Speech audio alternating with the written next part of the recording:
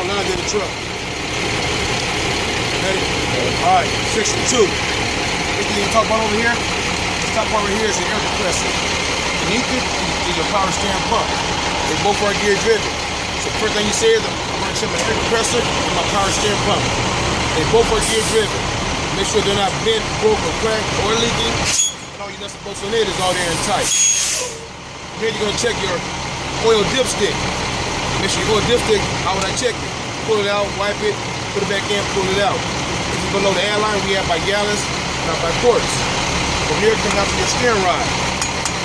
Check my steering rod, make sure my steering rod is not bent, broke, or cracked. And make sure that all your nuts and bolts on it is all there and tight. From here, go to your power steering reservoir. Make sure it's not bent, broke, or cracked, or leaking. You check it here, we add it here. And make sure that all your nuts and bolts on it is all there and tight. From there, check your hoses coming down. Make sure my hoses are not cracked, broke, or leaking. And make sure all your hose clamps are all there and tight. From there, it's called a steering box. Check my steering box, make sure my steering box is not bent, broke, or cracked, or leaking. Make sure that all your nuts and bolts are all there and tight. Since it has a zerk fitting, make sure your zerk fitting is greased. From there, I'm going to check the nut and bolt that holds my steering linkage. Make sure it's not cracked, broke, and make sure it's tight. Next, I'm going to check my steering linkage right here. My whole steering linkage from the front to the back. My steering linkage. Make sure that it's not bent, broke, or cracked.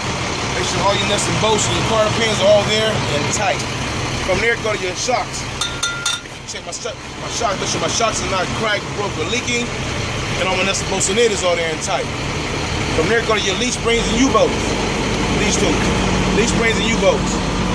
Check my leaf springs and my U-bolts, make sure they're not bent, broke, or cracked. And make sure that all your nuts and bolts in it is all there and tight. From there, go to your spring mounts. Check my spring mounts from the front to the back. Make sure they're not cracked, broke, or bent. Make sure all your nuts and bolts on there is all there and tight. From there, go to your hoses, your airline brake hose, right here.